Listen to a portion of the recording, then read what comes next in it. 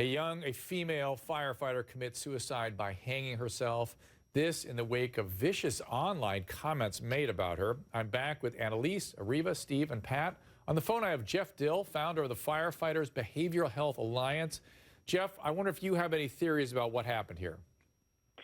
Well, thanks. First of all, thank you, Dr. Drew, for having me on. This is an important issue that's going through the fire service, and with Nicole's death, it's just another tragic loss of a firefighter.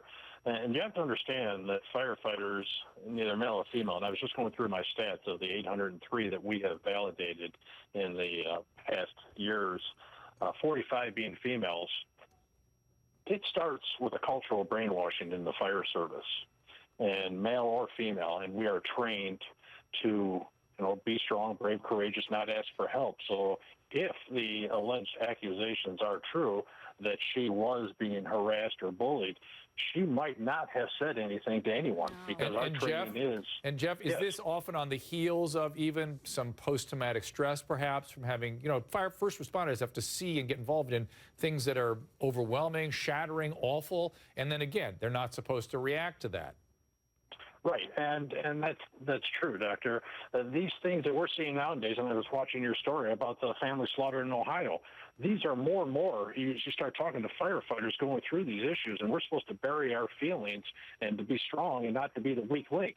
So if Nicole was allegedly being accused or having harassed and or being bullied, she might keep it within herself so that she doesn't show or portray any type of weakness. Pat, am I hearing you react to this? Go ahead. Yeah, with all due respect to your guest, who makes some really obviously poignant points, something about this case seems odd to me. I agree that, we're tough men and women. We don't need to go cry to anybody. Yes, that's true. But in this case, I feel like for certain she would have gone home to her husband. Well, but Pat, I think that husband knows something. He's not. He's obviously not on the record yet. But he's going to know if his wife was depressed, if she was struggling with something, if they've had marital difficulties, whatever it might be.